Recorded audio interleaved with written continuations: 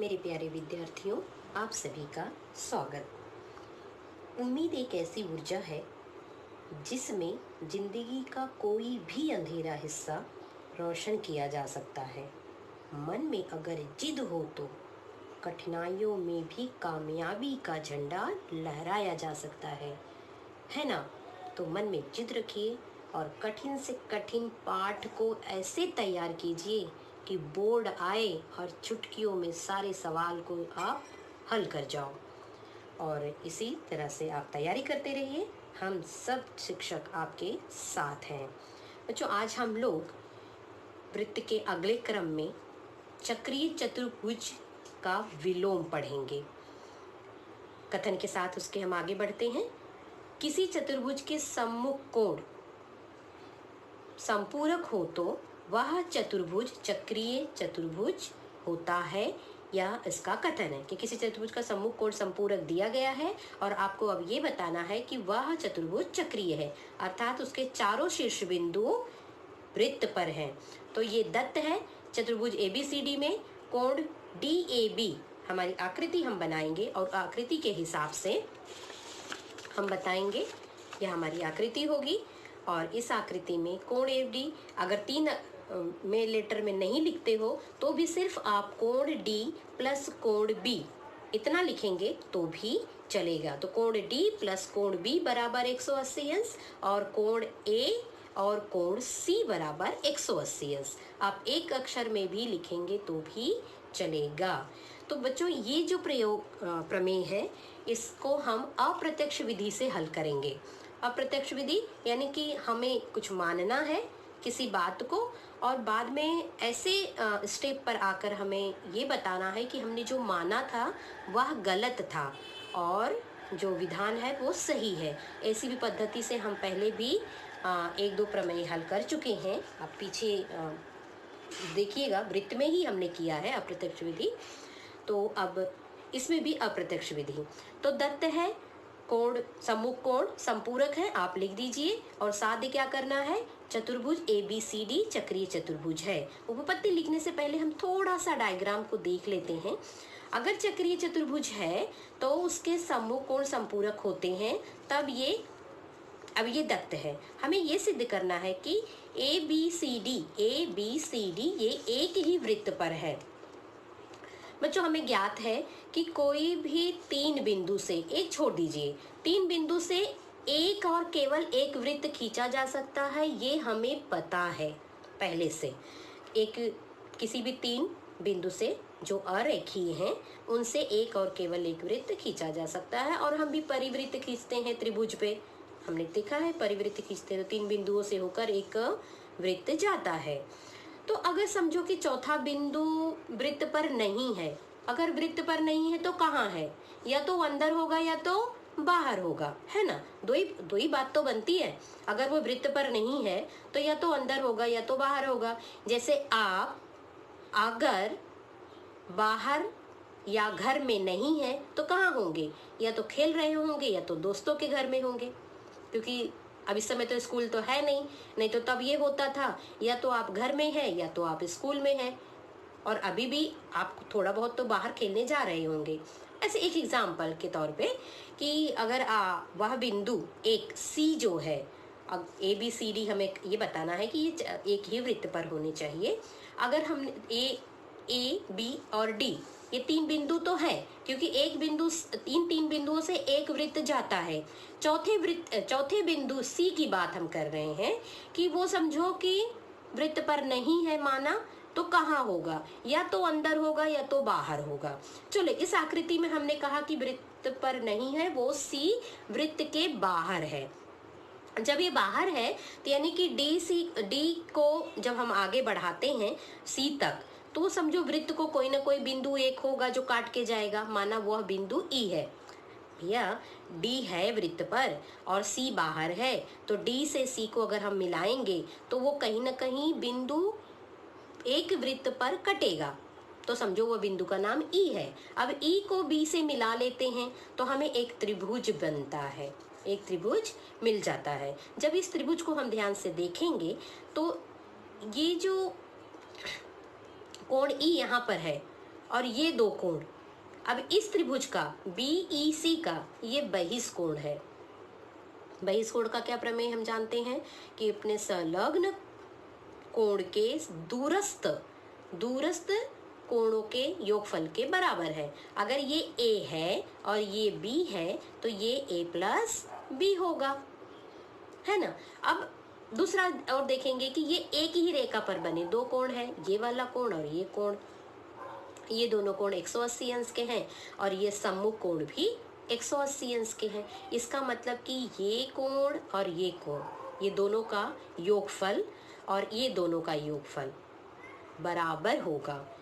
क्या होगा? बराबर। समझो इसका हमने x ले लिया और ये y है और ये z है, तो यहाँ क्या हो रहा है कि x y बराबर भी 180 अंश है और y और z भी 180 अंश है। आप इतनी बात को डायग्राम से समझ लीजिए, क्योंकि यही सारी चीज़ हमें लिखनी है, क्योंकि जो हम समझ लिए उसको शब्दों में लिखना भी उतना ही इम्पॉर्टेंट है।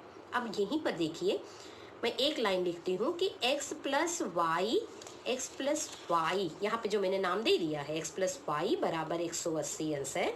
और क्योंकि ये सम्मुख कोण है किसके?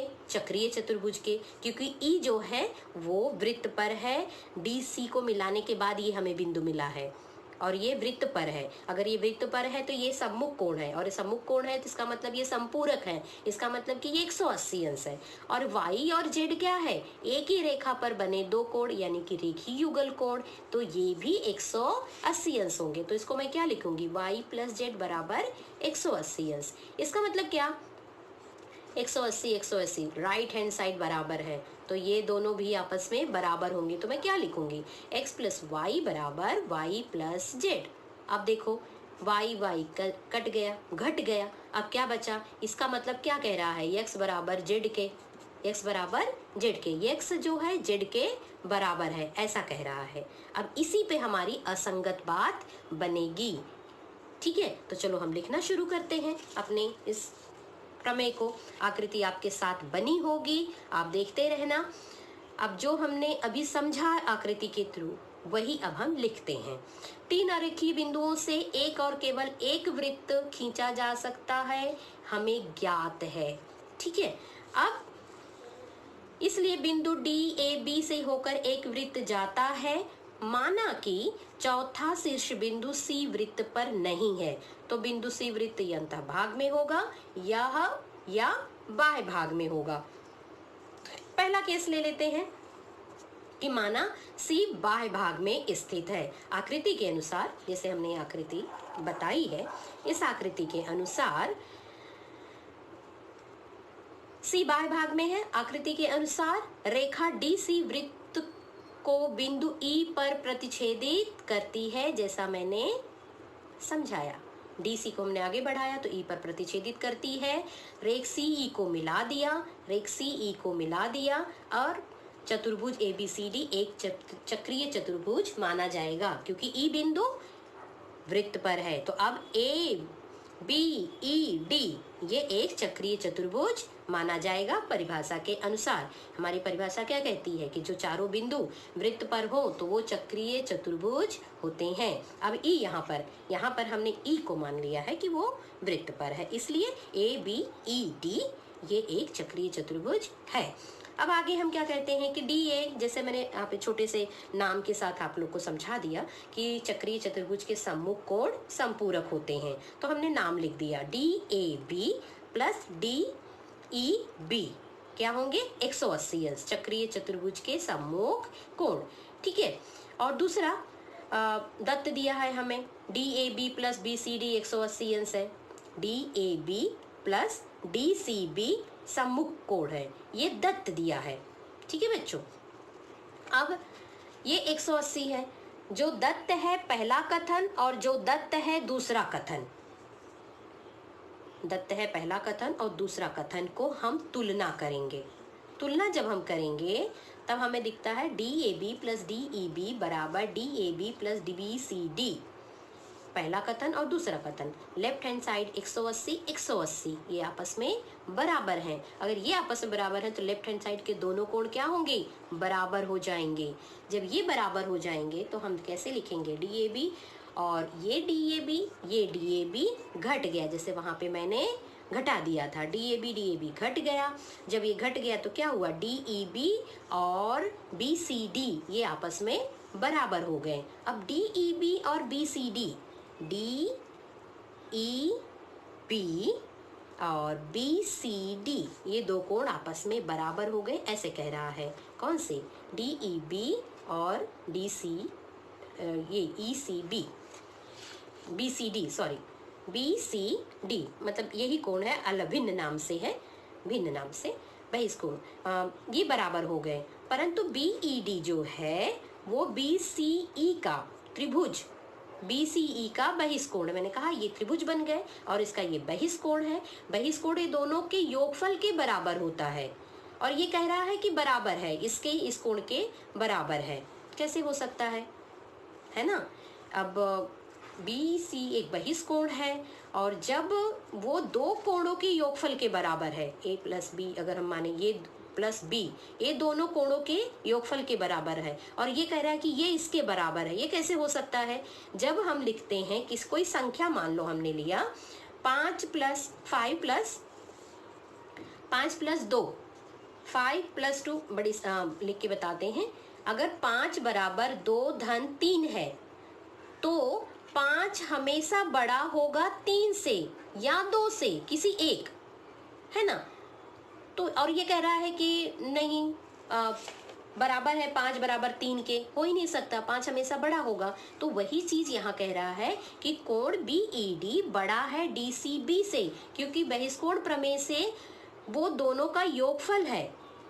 BED ये दो कोणों का योगफल है, और दो कोण का योगफल किसी एक कोण से हमेशा बड़ा होता है। ये बड़ा के चिन्ह है, बड़ा, ये बड़ा होता, हमेशा बड़ा होता है। ठीक है, जब ये बड़ा है तो हमारा जो कथन हमने माना था कि वो बाहर है, वो असंगत है, क्योंकि हमारा माने हुए चलने से हमें ऐसी एक गलत इंफॉर्मेशन मिलती है। जो हम मान कर चलते हैं तो हमारी ये बात हमें गलत मिलती है। जब हमें गलत मिलता है तो हमारा माना हुआ भी गलत हो जाता है। तो जो हमने माना था कि C बिंदु बाहर स्थित है, वो बात गलत है, और जब वो गलत है तो इसका मतलब कि वह हमारे वृत्त पर ही स्थित है, अर्थात हमारी मान्यता जो थी वह गलत है। बिंदु C वृत्त के बाएं भाग में नहीं हो सकता, वह वृत्त के ही ऊपर है। इसी प्रकार हम सिद्ध कर सकते हैं कि यदि बिंदु C वृत्त के अंतभाग में हो तो भी वहां पर ऐसी ही कॉन्ट्रडिक्शन, यानी कि गलत बात हमें मिलेगी। जब गलत मानकर चलेंगे आप हमेशा, तो हमेशा गलत ही रहेगा। तो इसलिए आप अच्छा और सही मानकर चलिए, आपको सही सही चीजें मिलेगी। लेकिन ये तो एक अप्रत्यक्ष विधि से हमें सिद्ध करना था, तो हमने ये सिद्ध किया। और दूसरी केस अगर हम अंतभाग लेते हैं तो उसमें भी यही परिस्थिति आएगी, और आपको C वृत्त पर ही स्थित होगा, ये मान कर चलना होगा। अर्थात चारों बिंदु ABCD वृत्त पर ही स्थित है, और चतुर्भुज ABCD एक चक्रीय चतुर्भुज है। बच्चों, मेरे ख्याल से ये आपको समझ में आया होगा, नहीं तो एक बार फिर से इसको देखिएगा, आपको जरूर समझ में आएगा। क्योंकि जो अगला इसके टॉपिक है, ये तो चक्रीय चतुर्भुज का विलोम है। किताब में एक और दिया है कि प्रमेय है, तो आपकी किताब में पेज नंबर 70 पर एक प्रमेय है। 70 पर ये प्रमेय में क्या है कि किसी रेखा पर स्थित दो भिन्न बिंदु उसी रेखा के एक ही ओर स्थित हो, तो भिन्न बिंदुओं पर तो सर्वांश स्थित हो, और दो भिन्न बिंदुओं पर सर्वांग कोण बनाते हो, तो वे चारों बिंदु एक ही वृत्त पर होते हैं। ये आपको सिद्ध करना है। ये भी अप्रत्यक्ष विधि से सिद्ध करना है। इसके दो डायग्राम ऐसे ही जैसे उसमें हमने देखा, वैसे ही ये आप ये दोनों डायग्राम बनाइए जैसा मैंने यहाँ दर्शाया है। एक केस है बाह्य बिंदु पे और एक यहाँ पर है। जैसा हमने अप्रत्यक्ष विधि से इसमें देखा, इस प्रमेय में जैसा हमने इस प्रमेय को सिद्ध किया, वैसे ही इसको आपको सिद्ध करना है, लिखना है। ये आपका होमवर्क है, क्योंकि डिक्टो जैसे ये लिखा है वैसे ही आपको लिखना है, बशर्ते एक बार आपको अंतभाग में ये आपने बाह्य भाग सिद्ध कर लिया, आप लिख सकते हो। इसी तरह से हम सिद्ध कर सकते हैं कि यह अंतभाग में नहीं, वृत्त पर ही है, और इस तरह से ये सिद्ध हो जाएगा। तब आप कह सकते हैं कि चारों बिंदु चक्रीय है, और जो वहाँ ये जो कथन है वह हमारा साध्य हो जाएगा। क्योंकि इस प्रमेय में दत्त और साध्य दोनों आपकी किताब में दिया है। उपपत्ति बिल्कुल जैसे ये प्रमेय है उसी प्रमेय के अनुसार करना है। आकृति आप ये देख लीजिए, आपको ये आकृति इसी तरह से बना के आपको लिखना है। ये आपका होमवर्क होगा और इसको लिखते रहिए, समझ जाइए, आप लिख सकोगे, ये मुझे पूरा विश्वास है। कंप्लीट कीजिएगा। तब तक खुद को प्रेरित करते रहिए, गणित को लिखकर समझकर पढ़ते रहिए। थैंक यू बच्चों।